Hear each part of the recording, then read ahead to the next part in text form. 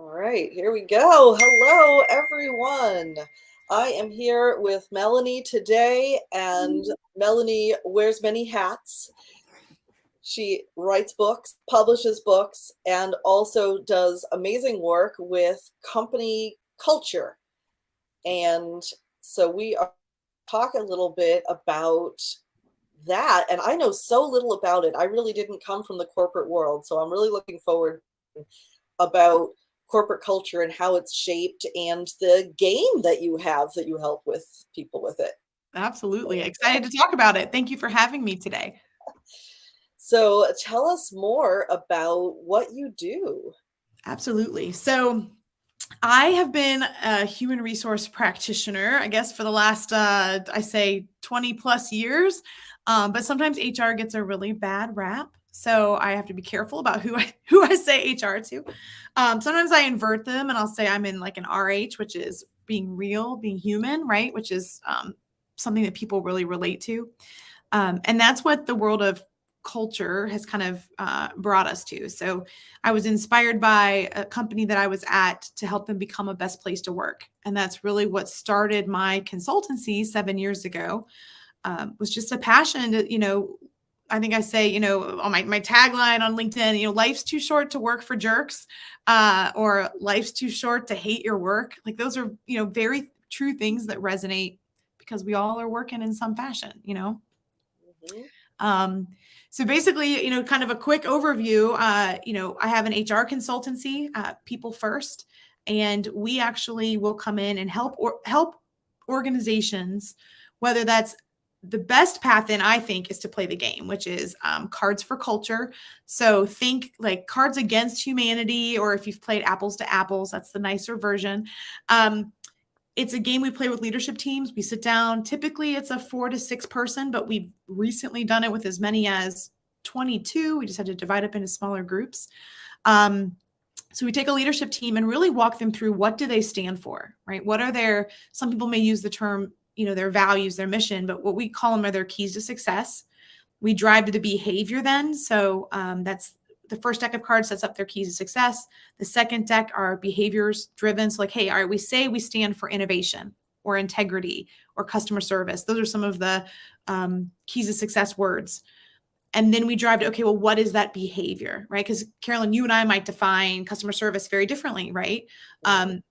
We grew up in different places, different towns. We have different, you mentioned you weren't in corporate America, right? Like we may define it very differently.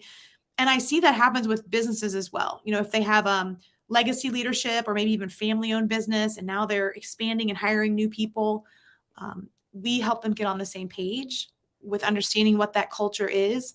And it gives company a hands-on tool to be able to use, because that's the other piece, is it's very elusive. And people say, well, how can you possibly help with culture? You're not here. You don't live it every day.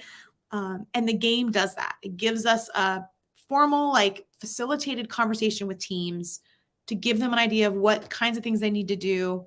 We set up, we define it, and then we leave them with a people success plan, which is all the things they could be doing to bring their culture to life. So it's been a lot of fun, and we see it making a lot of changes. And we say, making the world better one workplace at a time, which has been great fun. How did you come up with the idea to do it as a game? I think it was a COVID thing. My husband and I were sitting around. We probably were playing, actually, we were playing Kids Against Maturity. I don't think it was either of those other ones, which is another version of these card games that everyone's playing. And kind of had that moment of like, man, wouldn't it be cool if you could make culture sticky like this, fun and engaging and kind of, but for COVID, I don't know, my creative juices were really flowing. And I thought, okay, I'm going to use all this stuff that I've learned in my years of HR experience, as well as working with companies to become best places to work, as well as getting certified as a culture coach with High Performing Culture. That was in 2019.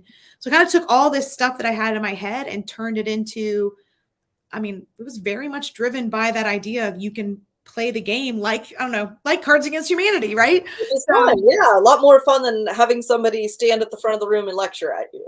Yes, yeah.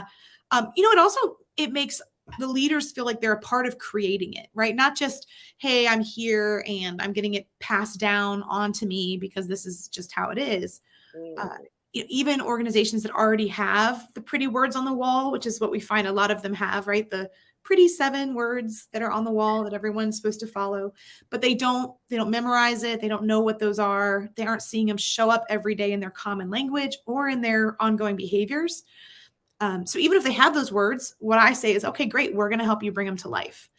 And so that's what kind of the game is. I don't want anyone to feel like they spend all this time and money developing their mission and vision and that we're doing rework. What we're really doing is saying, all right, let's bring it to life. What does that look like? How do you use this every day? And what you start to see, I was actually looking for my copy. We use a model called the Thrive model. So the model is out on our website. So if you go to Thrive with MB or Choose People First, I think you can get it through either one. But the model, you see it here, it's a very simple, I say simple, but it's like 70 different things that you can do to bring culture to life. And we give this away. So this is free. Again, I think the world would be a better place if companies did this kind of stuff. But that's really like where the game drives to, right? So, hey, we have all these ideas and things we want companies to do. And we're really trying to, yes, we know people will call us if they can't implement it, but we know that, if we give them the plan and we show them how to work it, I'd love for them to do it themselves. Yeah, you can reach a lot more workplaces than absolutely you teach one. Absolutely. And it doesn't matter the size either, right? We've helped companies as small as, I think, 4 or 5 people, and we've helped companies as large as, we're kind of in the 250, range. It could be even larger, just depends. Anyone that knows they want their culture to be better, right? Or maybe there's a gap, or if they've ever heard somebody say, yeah, it's great except for Bob, or, everyone's on the same page except for Bob. Like usually there's a Bob somewhere. Sorry if anyone's name is Bob, but usually there's a Bob that we have to kind of either rein in or coach or sometimes help exit, which is an interesting piece of what we do too. Yeah. Gosh. So what are some things that make a workplace a best place to work? That's a great question. So every place is going to be different. And I often say lead with respect, right? That's free. That is not something that's going to cost people a lot of money. If we can get people to lead with respect, the problem becomes we get so caught up in the churn and burn of daily work. We don't even know what it means sometimes to be respectful. There's some unconscious things that people are doing that might be disrespectful. Someone may not even know it. We've had conversations with leadership teams where someone's really honing in on Bob being disrespectful, and that's an integrity issue. And we've had to kind of stop them and say, well, that's probably a time management issue, but that doesn't mean that Bob has an integrity problem, right? He's a time management. So we kind of have to do some redirects. But beyond respect, again, I have an HR human resource background. So I always kind of try and drive to what's happening in your common language. Are you recruiting the right people, right? Are you getting the right people on board? That's a huge element in and of itself for people to focus on. Organizations do a lot of, I just trust my gut. I'm really good with people. I trust my gut. And that's awesome.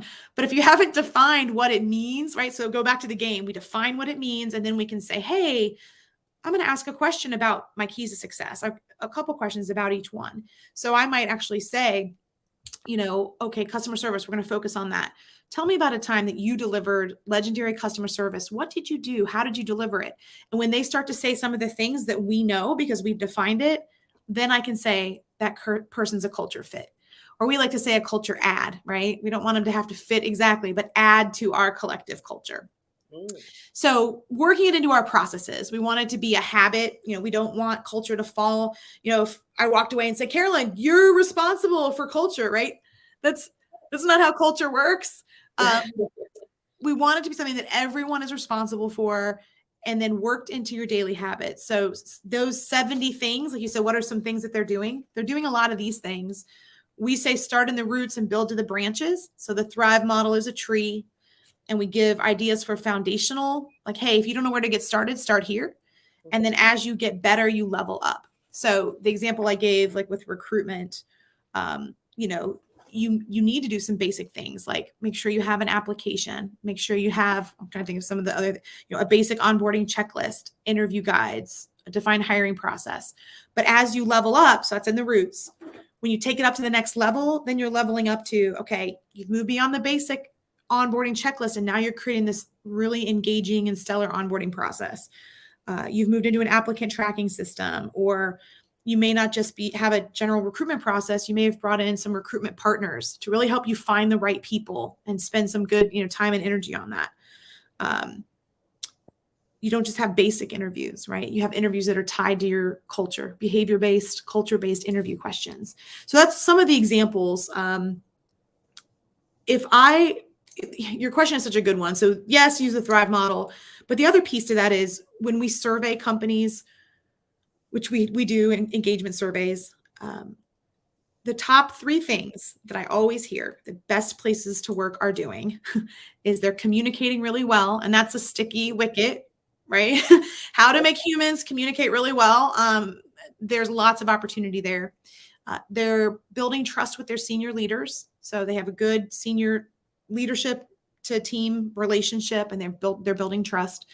And then they offer decent benefits. And this is, again, aside from pay, those are the top 3 things. So great communication, senior leader trust, and then benefits. And that might be things in today's day and age. It's not just medical, it's flexibility, right? It's all those things that come with working at your organization that people kind of see as a benefit package to working for a company. So we attack all those things. I mean, that's a lot. We have plans and ideas for companies in those buckets. And then we would pull in partners if that's not our area of expertise, like if someone really needed a communications coach, right? Okay, well, that might not be us, but we could pull in someone to help them. Yeah. So do you have any tips from the other side of it? If I were looking for a job, how would I know that it's a good culture fit just from? That's a great question too. So yes, if I was interviewing, I'll never go back to corporate America, but if I was interviewing for a job, I'd look at some things like, if you're interviewing, how do they treat you? Are they engaged in the interview process? There should absolutely be no ghosting, right? They should have forward communication. If you go into their work site, I'd be asking things or watching body language. How do they interact with each other? How do they treat the front desk person, right? Like the things that you might kind of step back and really look at human behavior. Are they treating you with respect from the get-go? Are they doing that to others? Are they bragging about their culture? We want them to, right? If they can answer that question, and they probably get asked it during interviews all the time, but that's an important thing. Like, tell me about your culture. Why do you like it here? Why should I stay here? Why would I want to take this job? And then see how they answer it. They usually will have. They're making that a priority. Yes. Yeah. They'll usually BS some kind of answer, right? Because they know people ask that question. But I would be listening for some very common things, like they have a common language. They see it showing up every day in their habits. Their leaders walk the talk, like those kinds of things that I'd be looking for. So, yeah. And if I'm not mistaken, I think you wrote a book about this. I did. Thank you. Actually, it's above me. I need to have a better placement. There it is. So Conscious Culture, the one with the tree. So Conscious Culture came out last year. People can get it on Amazon, which is pretty exciting to see your name show up on Amazon. Yeah. And it really tells some cool stories, things that I've encountered in my world as I've tried to coach companies successfully. And I can't say it's all been very successful. I haven't had any real negative. Some funny stories have come out of it. But it builds off of like, what is this Thrive model, right? So you can go get the free Thrive model. Awesome. But if you don't have the HR background and knowledge on how these things work, you might need a little extra. So the book does that, right? Where it kind of goes in and says, all right, here's the model. Here's how it works. Now here's some other things you might want to consider. Here's how you would do this, whatever. So it walks people through that, which has been awesome. We're in the stages of putting the game out to retail, which is going to be pretty exciting. It won't be the typical $20, it's not something that's, buy it at Target, because it's a business tool, right? And it's something that we know will facilitate this. So hopefully the game will be out here soon. And we'll probably sell it through our website, maybe on Shopify, hopefully on Amazon. I don't know if we'll get that big or not. We'll have to see. But again, like, getting it in people's hands is what we're really trying to do. We've started crafting a certification also, which, we're excited about. But I will say, like, there's just a lot of work that goes into that. So we kind of said, let's get the game out first, and then we're here for support, and we'll kind of see how that goes. And I think the certification is the next piece to that, so that people feel like we're walking the path with them. If they want to be the leader in their company, but they need the support, we'll show them, okay, how to play the game, and then how to facilitate the Thrive model in their organization so that they see, continued success. If someone is working somewhere where they're not happy with the culture, is there a way for just sort of your average everyday person to kind of bring this in and start making changes to their culture, or is that too passive aggressive? No, I mean, I get that question a lot. Often the question I get is, hey, I don't think my leaders are willing to change. And that in and of itself, that's a scary thing. No matter where you are, you impact what you bring to the table, right? How you show up, your demeanor, how you treat others, like, that's what we really want to be putting out into the world. If you even had a team that cohesively wanted to, hit on all cylinders and just be a great team, you could start using the model within your team. You could play the game within your team. Mm-hmm. Again, it just would be a subset of, hey, we know what the company culture is. This is how our team operates within that culture. But I do feel like, the best companies see it coming from all areas, right? They see it coming from the top down and leading from the bottom up. Ultimately, if there's a leader on board that isn't willing to make the change, or it is the problem, the Bob, if there's that person that's just challenging, if they're not willing to make the change themselves and we're giving them the tools to do it, sadly, a lot of times that answer is that departure is the question, or this is the answer. We've led the horse to water. We can't make him drink. But most people just inherently within themselves, like, they do care about others. They want to enjoy going to work every day. I don't think most people wake up and go, man, I hope I can wake up and be a big jerk today to somebody. I don't think people do that. I'd like to believe people don't do that.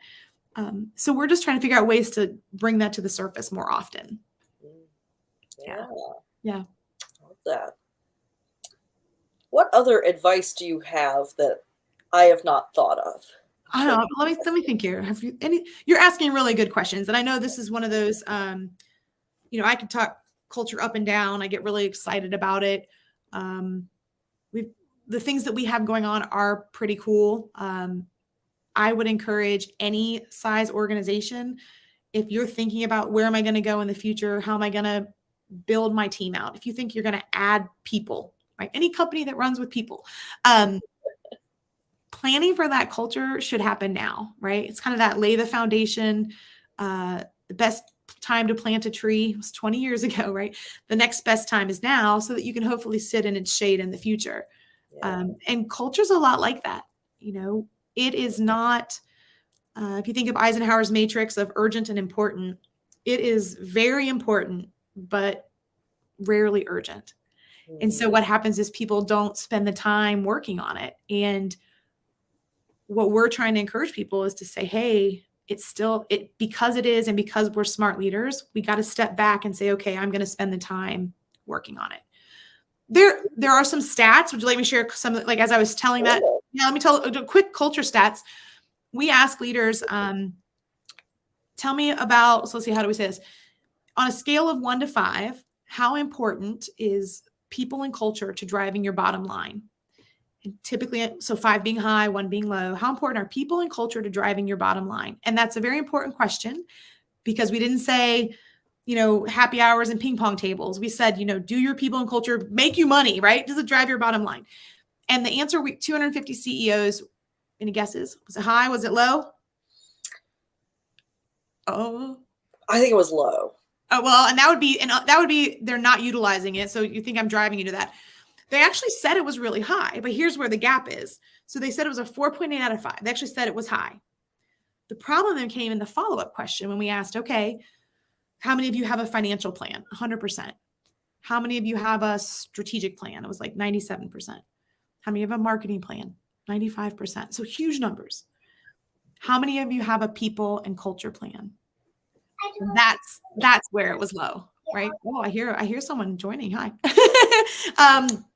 But anyways, that's where it was low. It was less than 10% had a people and culture plan. So if you take those two numbers and you say, hey, it's wildly important to driving the bottom line, but we're not planning for it, right? Yeah, you can really see that gap is crazy. We know there's a gap. And that's what we're trying to do is bridge that gap to really kind of help them stop and think, all right, we say it's important. We say it drives the bottom line. How do we make sure that's actually happening? Yeah. Yeah. So as smart business people, we're saying, hey, do something about it. That makes sense. I'm impressed that people are aware that it matters, that it is helpful. Because then it's really like, obviously, you need to do something to be fixing it. Absolutely. So those are some stats that we kind of, make sure that we toss out there. We let people know. There's also some things around. All right, we need to brush it. We need to brush it. Honey, I'm on the camera right now, so can we do this later? No, this is the best time right now. I have 3 of my own, that's all right. She's homesick from school. Oh, extra attention then. I understand that. The other element is it's hard to quantify culture. So in today's day and age, so many people want to see numbers and metrics, and you can look at things like turnover rates or employee engagement scores, or when we were doing the best place to work, we could do a score for that. They did a survey and score. There are things that you can do, but it's hard, right? And it's hard to gauge employee happiness but how that impacts other things, right? Happy employees, better cultured employees tend to perform better, right? Tend to have less attendance issues, there's all these things that are very positive. They show up more, they don't turn over as often. Ultimately, then what you see happening is company performance goes up, and that's why you see that there's an impact to even the bottom line. So there's these soft factors that I think are actually really important, but people would call soft. And then, there's the metrics that kind of drive it. But it is really important to know and just recognize that there are things that you need to work on. A lot of people feel like they already have that skill, right? So CEOs will be like, well, I know people, right? You wouldn't just say that about accounting, right? Or there's certain things you got to learn in accounting. There's certain things you have to learn in IT, maybe even in marketing, right? There's certain skills and tools. But when you start talking to people element, people operations and HR, it gets a little softer. A lot of leaders are like, well, I can do that, right? I'm good with people. I can do that. Unfortunately, right? That's when, again, I think there's some, magic. There's some magic in the potion of, you might be really good with people, but are you creating the plan that we've said we need to have, right? Are you putting in the time and effort? Are you doing the right things to drive it forward? Because again, ping pong tables and happy hours might be great, but that's oftentimes not what they're asking for. When we stop to ask, what is it you really want to need? A couple of our companies, they say things like, well, I want to do walking architectural tours of Cincinnati because they value, if they're creatives, right? They value seeing architect and the diversity and art and that kind of stuff. So we had to change that up. I mean, they might still want a happy hour, but they want to do some things like that as well. Or participating in community service events. That's huge. We see that a lot. There's something to be said about doing events with your team that really create memories and build a bond, especially in a day and age when we do have a lot of remote working.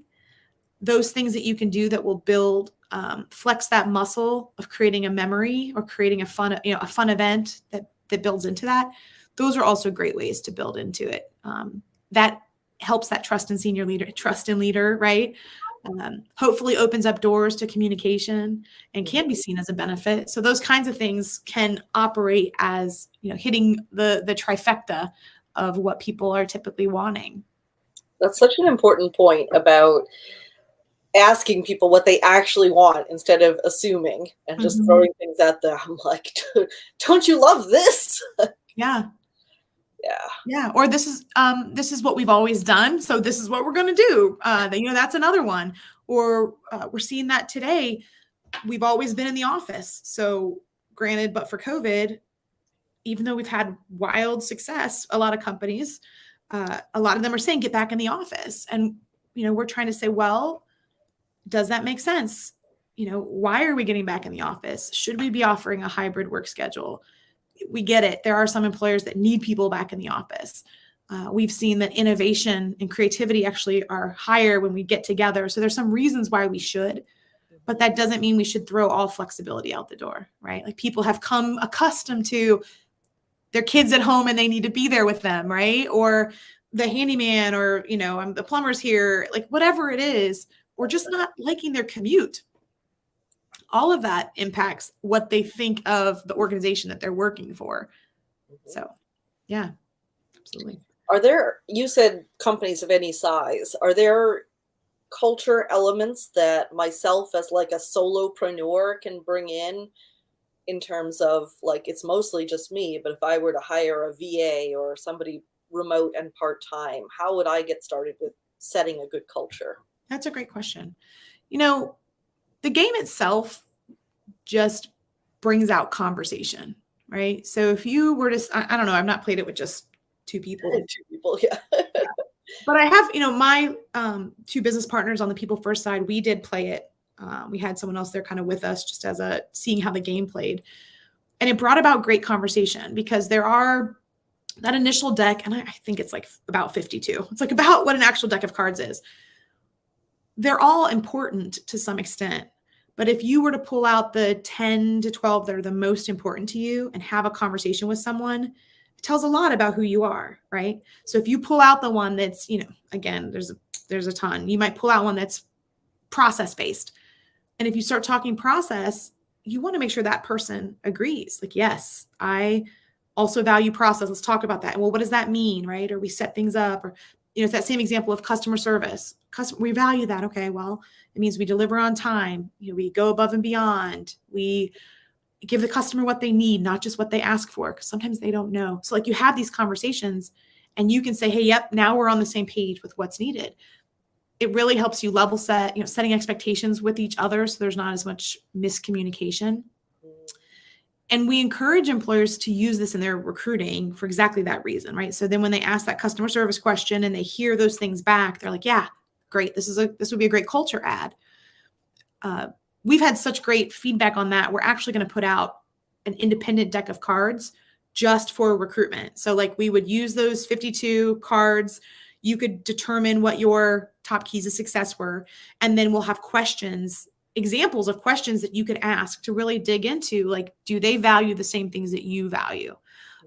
So we're going to do that, I think, definitely as a leave behind for our clients, but probably as an independent sale as well, because again, we believe so firmly that you got to get the right people on the bus, right? And you've got to make sure. So even as a solopreneur, if you're going to have a VA or maybe someone helping you with marketing or whatever, you want to make sure that that person is doing what you need them to do, and that you're talking a common language. So I think that's why that's helpful. Yeah. So I think that people could. That's not who I was, necessarily targeting, but I value it so much. I think that it could help in a lot of those areas. One more element I want to make sure that I mention. So, I wrote my book and I've had some great fun with the book elements. My other side of the business, right, is around helping people become authors, business leaders become authors. Jody Brandstetter and I are working on author to influencer, which is so when someone is an author, then how do they kind of take that next step to becoming an influencer? And the reason that's important to this, we're actually doing a book next year that's just culture based. So here we're talking culture. And if people are listening to this and love culture, maybe they're coaching culture themselves, I'd love to put a call out there for anyone that might want to write a book with me. So we'd each be doing a chapter, and I'd love to hear how other people are driving great culture, right? I know I do it one way, but that's not the only way. And I've met a ton of great people. I've had a lot of interest in doing kind of this joint collaborative. Uh, and I'm excited to see where that goes, because we know that it will attract the people who really want to drive great culture and walk away with different ideas of how to do that, right? Not just my way, because I think it's pretty great, but it's not the only way. So to kind of share that, and I love learning from other people that really care about this stuff. So yeah. If someone's interested in that, should they go to your webpage and get in touch with you there, or is there a special place for it? They can. I would definitely love for them to contact me on LinkedIn so we can talk more. My name and stuff's on here, right? So that would be great. INM does have a website. So INM, which stands for Influence Network Media, INMauthor.com. And if you do the /collective, INMauthor.com/collective, that is where you can kind of go in and really learn about what we're doing. What does it mean? What's the cost? We're removing barriers for people, right? We want to set it up in a way that we do all the heavy lifting.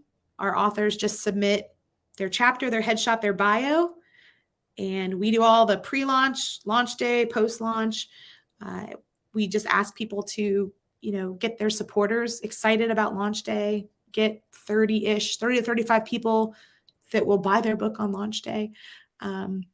And that's really what we need to make a successful book. So that's one of the topics is culture. We've got all kinds of other fun topics. And we also have a bunch of people coming forward with topics they want to write about, right? And we're like, awesome. And a lot of them are coming to us saying, and I have the people I want to write with. And we're like, that's great too.